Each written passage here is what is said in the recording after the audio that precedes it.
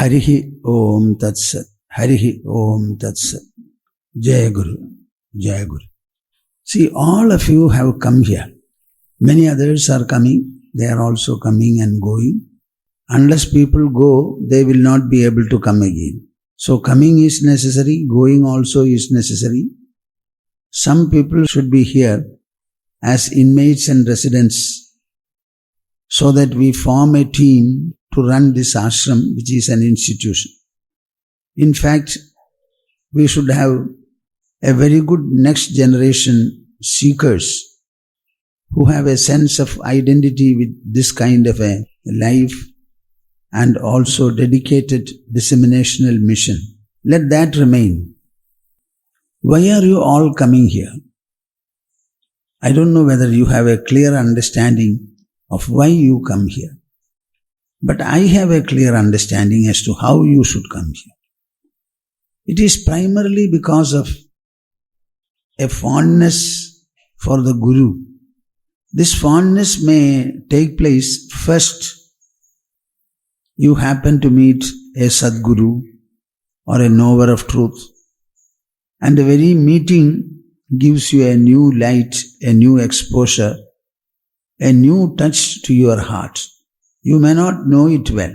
It can be like that. Or you have a fondness for the subject of spirituality.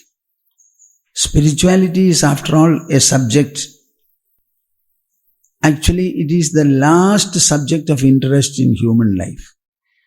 So to have an interest in spirituality means to touch upon and walk on the last pedestal of human life and attainment. You may not know it, but somehow there is an interest in spirituality. That interest drives you to a guru or to a knower of truth. It can be either way, but sooner or later it has to be a fondness for the guru, fondness for the knower of truth. Once you have this fondness, you feel like having proximity with the person, try to understand him, closer to him. Whenever people come here, I don't take an initiative unnecessarily to talk to him and make them intimate with me or with the others. I simply keep quiet and allow them to take the initiative and come to me. The manner in which they come, how they become close, what they talk, how they disclose about themselves, about their seeking. It varies substantially. Observing them in all these ways, I develop my sense of intimacy, freedom, and after some time a sense of authority also I develop towards them. But that apart, I would like to tell you that it is the fondness for the Guru that matters in spiritual life and spiritual seeking. There are people who start wondering and thinking, is a Guru necessary? Why this question at all? Even when fighting for the independence, striving for the independence of the country, will the initial group ask, is it necessary to have others or we should do it all alone? Is there any such question coming? Even when an investor invests his money and wants to do something in the way of a corporate attempt, will he not look for people who can further his ambition or aspiration? How do you constitute a family? A man must have a woman married to him, a girl must have a boy married to him. Before long, they must be followed by a couple of children, and the four minimum together form a family, along with their parents and others. So, to live alone is not in the nature of anybody, any creature whatsoever. You take any creature, they would always like to have a company. We are all born from a company. We live in a company.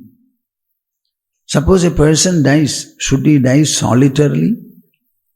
And the dead body should be picked by birds and animals? What is it that you want? A woman is to deliver. Should she deliver all alone by herself? Or there must be some assistance.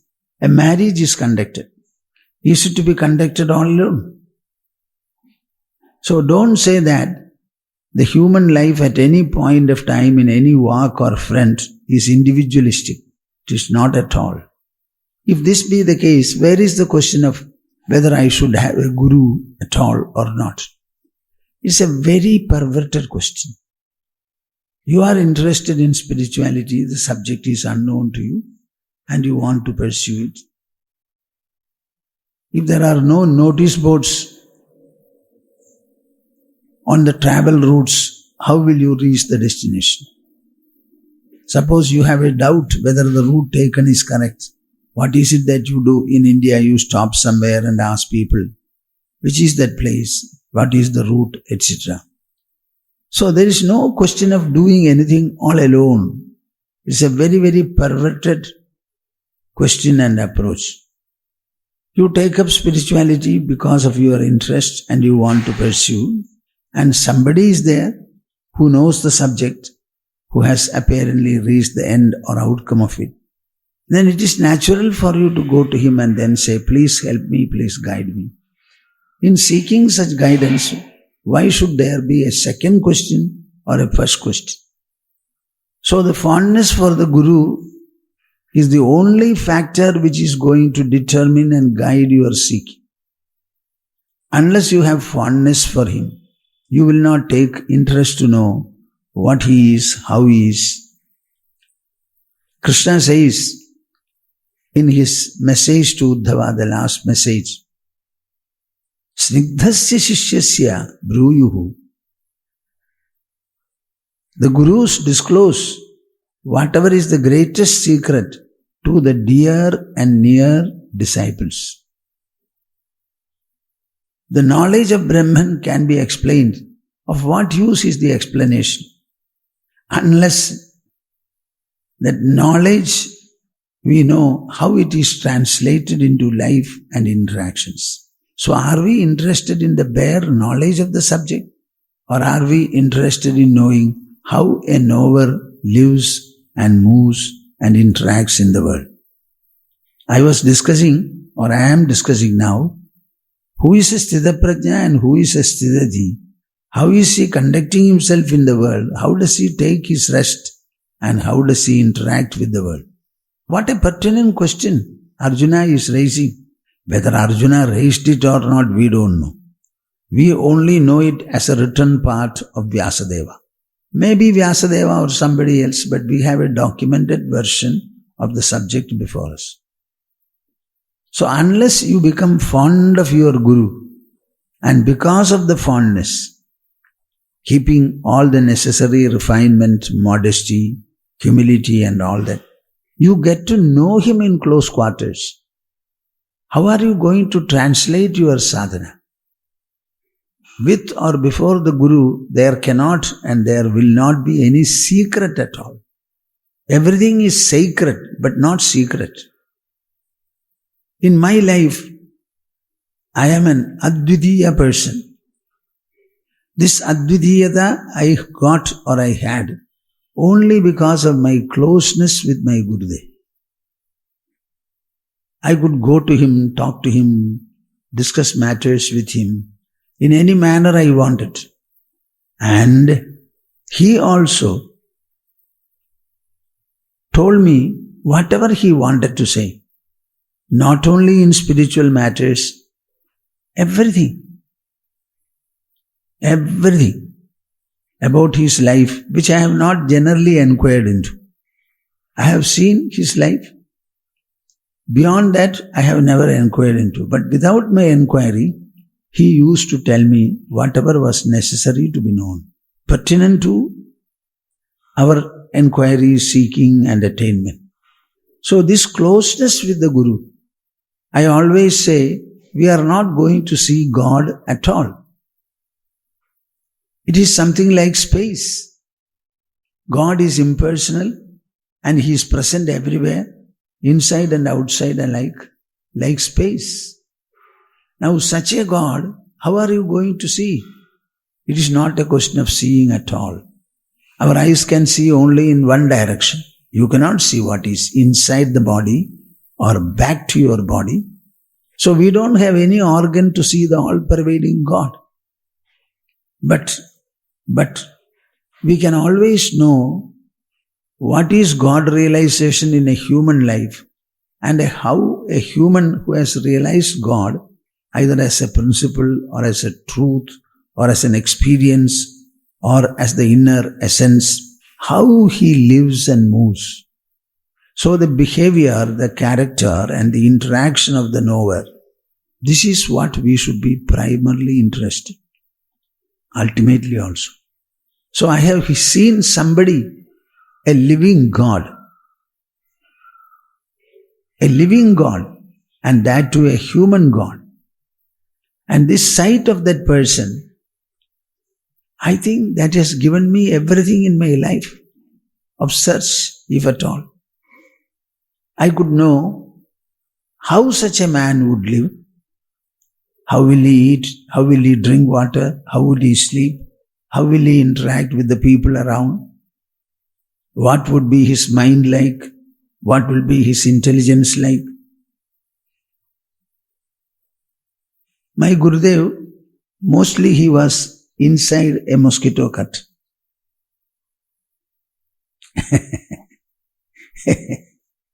The mosquito curtain was very tall. He was lying on a tiger skin, which I got for him. He wanted. Somebody gave me. Before that he was lying. I don't know why he wanted a tiger skin.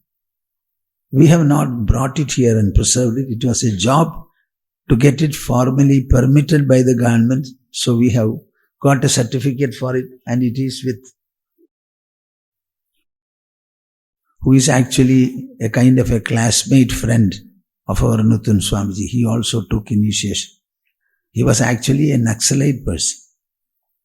It is in his house in Calcutta. He is keeping it. We have been able to bring it formally registered, etc. And then one thing that struck me is he has made small sandbags, and then after folding the edge of the mosquito curtain, he has placed sandbags all around so that they will be in position. This sight of the sandbag for fixing the bottom of the mosquito curtain, it was so enlightening to me. Those were days when there was no electrical power in the village. So he always used to use a kind of a bedroom lamp, a brass lamp, a very small flame. Now he used to always stand on his head. So he was an engineer. So what he did was that he made a metal piece, a metal disc with a little hook for it. So he will light the lamp and keep it near his head and put this metal hook there so that his eyes will not be affected by the light rays. I don't know whether you understand. The round flame, he will put a metal hook. Over the glass. He will put a metal hook, a small round. Light rays will not come to his eyes. So I used to see it and smilingly understand how things are. He had a bunch of letters. All of them. When a conversation comes, he will say, yes, it is there. He was reading Bengali books, so I have no access to them. Our Swamiji and Ma, they have spent closely time with him. So whenever a scriptural question or even a searching question was there, say about seeking, they will say, you take that book, I have marked something there. And he used to say, take this book, here is the marking, you read it. And he must have read hundreds of books, all scriptural. I asked him, why did you read so many books? He gave me an answer. So, that closeness which I had with my Gurudev, and whatever disclosure he made, either enlightening or by way of an exposure, This is what has made me non-dual in my life. If any God were to come to me and say, Swami, you are all right, you are great, good, etc. But on one point you require some more tuition, then I will say, I don't need. If you say now, if Krishna were to come and tell me, I would like to amend my Bhagavad Gita, add one more sentence, I will say, I am not interested in listening to you.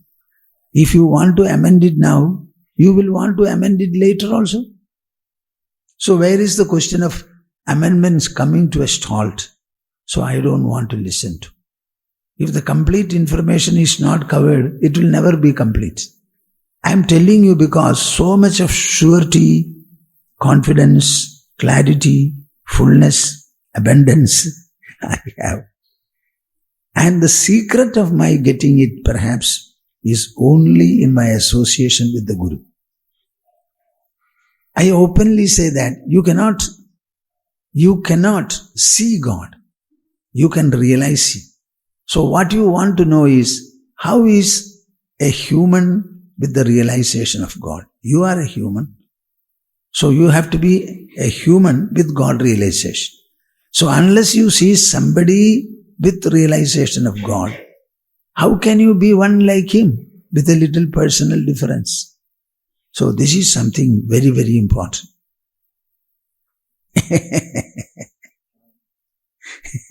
Hari Om Tat Sat. Jai Jai Guru.